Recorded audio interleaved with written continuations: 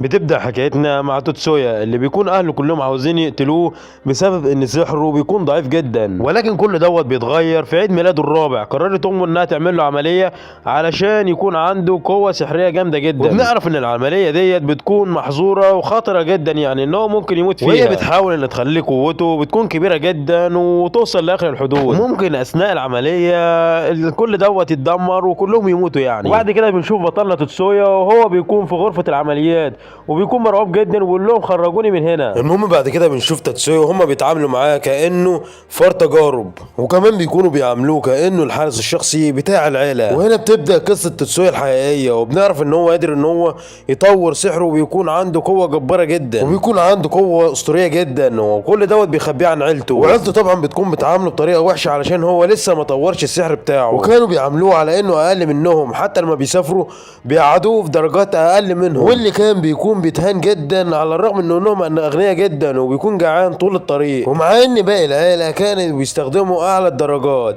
اللي بيكون فيها الترفيه عالي جدا. بنشوف بطلنا تاتسويا وهو واقف جنب الشنط مستني باقي العيله، وبعد كده بنشوف اخته ميوكو اللي بتكون مستحقراه جدا، واللي كانت بتقرف انها تقول ان في صله قرابه ما بينهم. وهنا الام بتلاحظ الكلام دوت وبتقول لها ما تنزعجش، وان تاتسويا يعتبر خادم بالنسبه ليهم. وبعد كده بنشوف خادمه ليهم وبيكون اسمها هنادي، وبترحب بيهم وبتطلب منهم انهم يدخلوا للقصر. وميوكو بتلاحظ ان الجو بيكون جميل جدا وبتطلب من امها انها تتمشى جوه القصر، والام بتوافق لكن بتطلب منها انها تصطحب تاتسويا معاها. وبتكون صاحبتنا منزعجه جدا بسبب القرار دوت، ولكنها بتوافق. وبعد كده بتتمشى هي وتاتسويا، وهي وماشيه بتكون بتفكر، ومع ان تاتسويا بيكون اخوها برابط الدم لكنها عمرها ما اعتبرته اخوها. وبعد كده بتتفاجئ ان تاتسويا بيسحبها قبل ما تخبط في واحد من الاشخاص. وبعد كده بنشوف انهم بيكونوا 3 جنود، والثلاث جنود دول بيكونوا بيحاولوا انهم يضايقوا ميوكي. وبعد كده بطلنا بيسحبها وراه بيقول لهم انهم يمشوا ويسيبوهم، ولكن في واحد من الجنود بيعتبر ان كلام تاتسويا دوت بيكون قله قيمه منهم، وبيبدا يستعد علشان يواجه تاتسويا ويديه ضربه جامده يعني. وهنا بتبدا تظهر قوه تاتسويا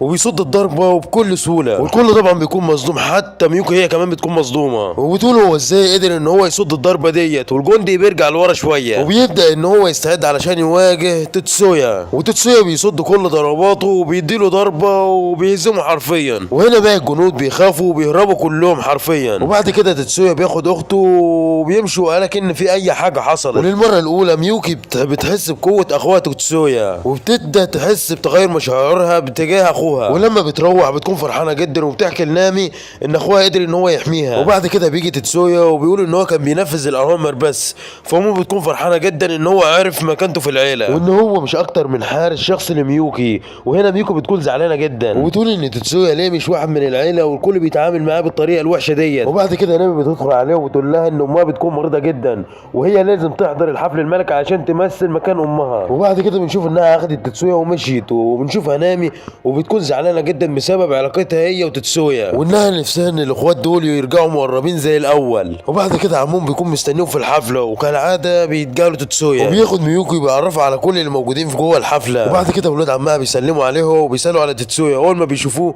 بيروحوا علشان يسلموا عليه. وابوهم طبعا بيكون متضايق منهم جدا علشان سابوا الوريث الشرعي وراحوا لواحد منبوس كده. وبعد كده بنشوف اول ابتسامه لتاتسويا وميوكو بتكون متغاظه جدا، وبتكون متغاظه علشان تاتسويا ما ابتسملهاش ولا مره. وبنعرف ان عيله تاتسويا بتكون اكبر عيله في اليابان، وبيتعاملوا مع تاتسويا كانه فلاح وضعيف علشان قله قوته السحريه. وميوكو من صغرها وهي شايفاهم بيعاملوه كده علشان هي كده ما بتعرفش تتعامل معاه غير كده. وبعد كام اسبوع بنشوف ميوكو وهي بتصور اماكن طبيعيه كده، وبعد كده بتطلب من اخوها ان هو ياخد صوره معاها، ولكن تاتسويا ما كانش موافق لحد ما بتديله الامر هي. والام بتوافق انهم ياخدوا صوره، وهي طبعا بتبتسم في اخر لحظه قبل ما ياخدوا الصوره. وبعد كده بنلاحظ ان السفينه بتتحرك بطريقه غريبه وسريعه جدا. وبعد كده القبطان بيطلع وبيقول لهم ان في غواصه بتكون بتطاردهم وبتكون اطلقت عليهم صاروخين. وهنا بنشوف عظمه قوه تاتسويا اللي بيرفع ايده بكل سهوله، بيقدر ان هو يوقف الصواريخ وبيقدر يدمرها بكل سهوله. وميوكا هنا بتسال نفسها ازاي بيقدر ان هو يستخدم السحر من غير ما يستخدم الجهاز. وبنعرف ان الجهاز دوت بيساعدهم انهم يستخدموا طاقتهم السحريه بكل سهوله. وبعد كده بنشوف قائد القوه البحريه وهو بيقول لام تاتسويا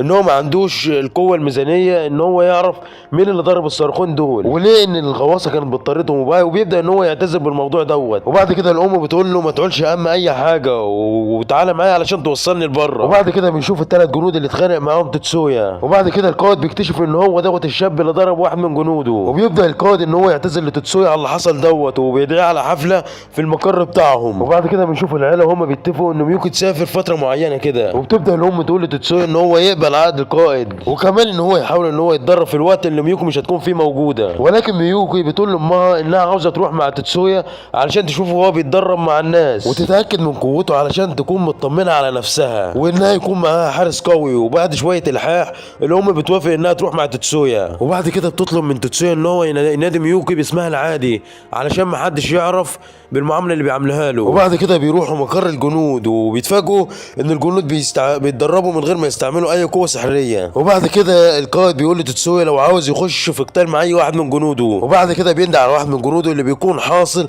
على شهاده افضل لاعب في الملاكمه في العالم. وبعد كده بيقول لتتسويا ان هو يتساهل معاه ومش هيكون قاسي عليه خالص. وبعد كده بنشوف الجندي دوت وهو بيهجم على بطلنا تتسويا، وبيبدا ان هو يهجم على تتسويا، لكن تتسويا بيقدر ان هو يتفادى هجماته بكل سهوله. ومره واحده تتسويا بيضربه ضربه في صدره وبينيمه على الارض. وهنا القائد بينده على واحد تاني من جنوده وبيخليه يهجم على تتسويا، وبيبدا ان هو يهجم عليه بركلات، لكن تتسويا بكل سهوله بيقدر ان هو يتفاداها. وبعد كده بنشوف ان الجندي بيحاول ان هو يوجه ضربه قاضيه لتتسويا، ولكن تتسويا بيقدر ان هو يقلبها ضده ويهزمه بكل سهوله. وهنا بيجي دور اخر جندي، لكن ميوكي بيكون خايفه جدا وبتطلب منه ان هو يبطل قتال، وصاحبنا بيوافق، لكن بنعرف ان الجندي دوت هو اللي هزمه لما كانوا بيتمشوا هو وميوكي. لكنك متخيل يا صاحبي ان تتسويا هيجيب ورا؟ لا والله، بيوافق تتسويا على القتال وسط الجندي دوت بيستعد للقتال، وبيبدا ان هو يعزز هجماته بالسحر وبيبدا ان هو يهجم على تتسويا، لكن تتسويا بيقدر ان هو يتفادى الهجمات في اخر لحظه. وبيبدا تتسويا ان هو يستخدم سحر معين علشان يخل